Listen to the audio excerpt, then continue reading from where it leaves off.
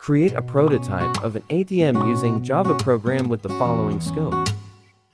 A. The program requires password wherein the user is given up to 3 attempts only to input the correct password. The program will be terminated if the user inputs incorrect password for 3 times. B. After inputting the correct password, the user must choose among the following transactions. 1. Withdraw. This will allow the user to input desired amount to withdraw. It will also display the remaining balance. Take note of the following.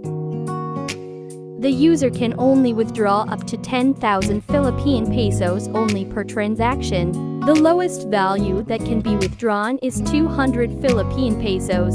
Negative values are not accepted. ATM can only release bills. The lowest bill that can be released is 50, for example, 650, 7,000, 4,200 and the like. Values such as 530, 4,790 and etc. are not accepted.